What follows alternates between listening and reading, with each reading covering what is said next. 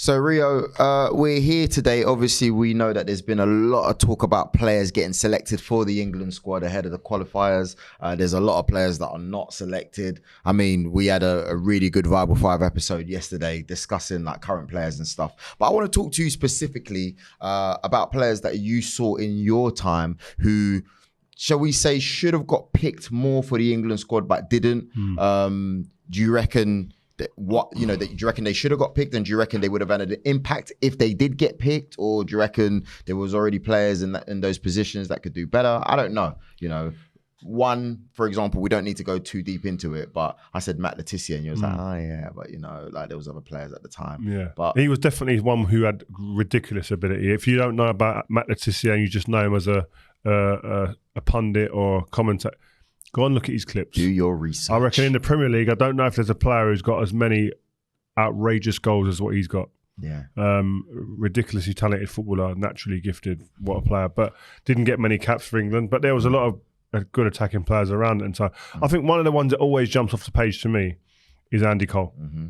Top goal scorer, won golden boots, and just sometimes didn't even get in the squad. Yeah. Like, I used to think, what is going on here? Like, I don't know. Like, I don't even think he got even like 30 caps. What did he get? Only earned 15 caps. Andy Cole was regularly at the top of the goal scoring charts, one of the top goal scorers ever in the Premier League, and got 15 caps. Now listen, the unfortunate thing for him is in the era he was in, you had Alan Shearer, you had Teddy Sheringham, who were the two mainstay starters, who were a really good blend and good mix of players. But behind that, you had like Ian Wright, Andy Cole, Les Ferdinand, Robbie Fowler. Even Dion Dublin was coming into that. Stan Collymore, Matt Le Tissier. Like, I'm probably missing people out here, but like, it's the talent, the depth of talent around them times was crazy. So, as much as I think Andy Cole would be pissed, he'll be upset with it. He weren't like he was being kept out by someone who was below par. Yes, but at the same time as well, Glenn Hoddle was famous for saying that he needed 3-4 chances five, six, 7 chances to score 1 goal. I think bad statement that. It was a bad take. Yeah, because hot take. Yeah, it's a bad take. Obviously, he didn't go to Euro 2000 because there was loads of injuries and stuff like that. But to say that about Andy Cole, like, did you ever feel like that when you saw him? Because obviously I always knew what time it was you play Andy Cole. You had to be on it because he scored goals. Whether he be at Newcastle, whether he be at Man United, even after that when he went to Blackburn and even went to City and clubs like that, and you think to yourself, the guy was just a proper footballer, man. I trained against him. He was hard to play against in training. Strong, quick, always on the shoulder, could play hold up as well. Like, his all-round game was good, man. But he was just a mad finisher. He was like hard to play against, Andy Cole. Another one I would say would probably, again, these players I'm mentioning are they're hindered because of the quality around the squad as well at that time and the era they come in. It's like Michael Carrick in today's plays today for England. Starts 100%. Because the formation, because I think the lack of depth around as well now in that position. You got besides Declan Rice. You got Declan Rice and then Phillips, that's it. Who ain't kicked a ball. Yeah, it's Carrick. Yeah, you got Declan Rice is the only one. But I think he'd sit and probably play with Declan the way that they play. Did you, before you move on, what was that like for Michael Carrick? Yeah, I used to feel sorry for him. I used to go into the squads and you just knew you weren't going to play. And I used to sit there and think, I'll play with you every week. I know how good you are and you don't play. And I'm not saying he was better than Frank or Stevie or Bex or Scholesy. I'm saying he was the only one who was different. He was the only one that would allow, he's the one that would have unlocked every one of those other players. He's the one that would have made all of those other 4 players, if they played alongside him, better. Them 4 players there couldn't play together and make one another better. That's what I thought the managers missed. And so you've got Owen Hargreaves would have been another one. Sorry, you're moving too fast. So what is he then doing in training that makes him look different? Is he all right in training? Is he comfortable in England training sessions? Yeah, comfortable. There's no session where you thought, he looks way off it. Yeah. It was just like, you get in because of your club form. And then they want you to train well. But if you're playing really well, it doesn't matter how you train, you'll go and you'll get a game for England. You get minutes. Did you know? And Michael's game wasn't ever a flashy, and it wasn't ever about doing a skill show reel. His game was about facilitating other creative players, getting the ball from the back to the front through the pitch quickly and efficiently. and then covering spaces to stop the opponents getting through to dangerous areas. He was a top footballer. Anyone that played with Michael Carrick would tell you that. Scholesy, he talks lavishly about him because he knows what he brought out of him and what he enabled him to do. And that's what I think Carrick for England would have done for all those other 4 players I mentioned, who we all talk about and we say who's better, who's the best, etc. He would have made every one of those better in an England shirt. So I don't know what your relationship was with managers. Did you ever go to a manager and go, listen, you know, did you ever propose? No, I didn't. I was just worried about getting in the team myself. That's it. Yeah, because you had quite a lot of... We're all selfish. No, there was no competition really for me, but they weren't. Seriously? It was me and Sol at one time. Then it was me and John Terry, but after that... Did you not feel Ledley King Ledley 100% had the ability. Yeah. But he couldn't maintain the fitness. There's always question marks about his fitness, right? Whether they're rightly or wrongly, but that was the case. Ability-wise, he was easily up there. And then Jonathan Woodgate started getting injuries. He was top. Do you know what I mean? Real Madrid player at one time. Yeah. But it's... Owen Hargreaves is another one. Playing for Bayern Munich, winning Champions League, winning Bundesligas, then comes to England, does the same thing with... He would have been another one. If it wasn't Michael Carrick, it should have been him. He was playing all the time. Because, again, I think he makes other players better around him. He makes Beckham better. He would have made, if he played alongside him, he would have made Scholesy, Gerrard, Lampard, because he is a different player to those players. His profile is very different, just like Carrick's is from those 4 players.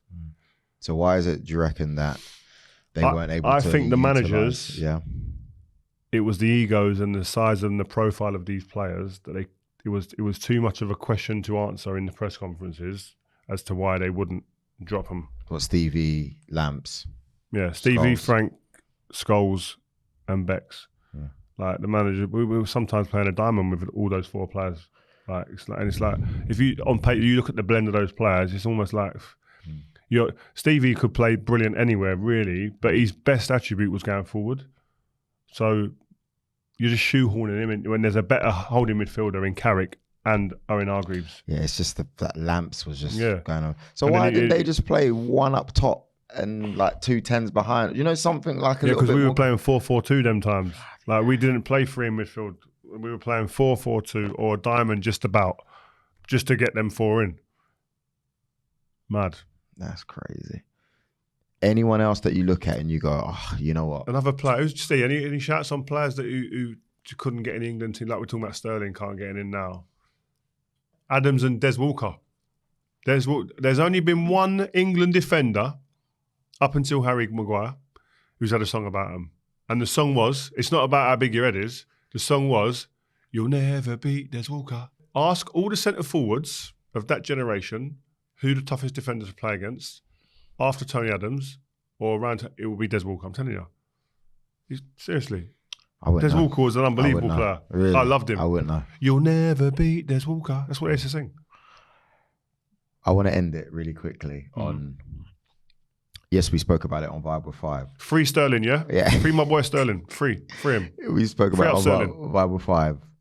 But if you could pick 2 players that have to go to Germany, have to get on that plane. Bellingham and Kane. No, that have been doubted a little bit. Oh, because obviously those guys are a given. I think Sterling should go. I'm telling you, Sterling was our best player at the Euros. And if we're talking about the Euros, like I said on the show, if we're talking about the Euros as I can trust you, you're tried and tested. Sterling's that guy more than anyone, and he's in form. Just repeating, more than Rashford. More than Grealish. Yeah, he's in form. He's in better form than those more guys. More than Gordon. You know, I got. Yeah, he's in as good a form in terms of wingers who are in that squad now. I've probably Jared Bowen got 8 Premier League goals this season. But out of the English guys, he can argue that listen, I'm in as good a form as anyone. And by the way, I'm tried and tested. I've had the acid test at the top tournaments, and I've produced. None of you have. That's what he's saying. I said the acid test. Yeah. Like Who's the other one? Who I'd take? I mean, there's a few. I'd probably take Ward-Prowse. Actually, Really? I would take Ward-Prowse. Yeah. Okay. I'd take Ward-Prowse. Over who? You know what as well? And everyone bashes Phillips. Yeah. Phillips is a. I think he's a top Good player. right? He played in that Euros. He was arguably one of our best players at the Euros. I mean, right? even during the last call up, like he was good. Like he's good. But I just don't think you should be taking anybody that doesn't play. And that's not personal on Calvin Phillips. I just think if you don't play, I'm thinking about it as a footballer. If a man's getting picked in front of me and he doesn't even get in his team, he's not even second, third, fourth, fifth choice in midfield in his team, right? And he's getting picked for England, my national team, who are the shirt I treasure, who I crave to play for. It was an unbelievable honour to play for. It's a disrespect. I'm taking it as disrespectful. Yeah, because in your time, you had to be playing to play. I remember Michael Owen moved from Real Madrid to Newcastle mostly because he was on the subs bench at Real Madrid. Didn't have a bad season, by the way. No, scored around 19 goals, but R9 was ahead of him. Raul was ahead of him. And it was just like, you know what? I have to play in this national tournament that's coming up, right? So he had to make that move just to play football. You don't need to do that in today's world. The only thing is a couple of players got in when they hadn't played a couple of games because of injury. Yeah, but that's different. That's different. Yeah, like metatarsal injuries came with Rooney and Beckham. But there was no way someone was getting on the plane who had been sub all year or been sub for 2 years. It weren't like that. Couldn't happen. I don't know any subs at their clubs that got into the national team. Guys, I want you to let us know what you think. Who should be getting picked in this Bellingham England and Kane squad? are the certs. The certified John Stones guys. is the cert. You know. Who else? Pickford's a cert. Declan Rice. Yes, Declan Rice is a cert. Saka's a cert. You know. Foden's a cert. Callum Wilson? I don't know, man. Let us know. Yeah, he's on there. He's in around it. Ollie Watkins is before Callum Wilson for me. Yeah. Yeah. I'm trying to think who else. Because I'd maybe take two centre forwards, and I'd have someone like Sterling, Shoney can play out there, and Rashford, Shoney can play out there. Cole Palmer. Take them. Cole Palmer, on form right now. He's on the plane, bro. Yeah. Yeah. But we got to wait. What shape are these guys going to be in when it comes to May? Like people like Kane and Declan Rice and Pickford and Bellingham. John Stones if he's fit. And John Stones. If he's fit. It don't really matter what form they go into. You might as well put tournament. Maguire in there, to be honest with you, because they're going anyway. He's going Oh, anyway. Maguire could come on one leg. He's going. Yeah. He's going. He's going. Yeah, guys, let us know what you think. Make sure you like, share, comment, and subscribe. And like we said in the Bible 5 episode, we have the Obi Mikel interview coming out. And oh my gosh.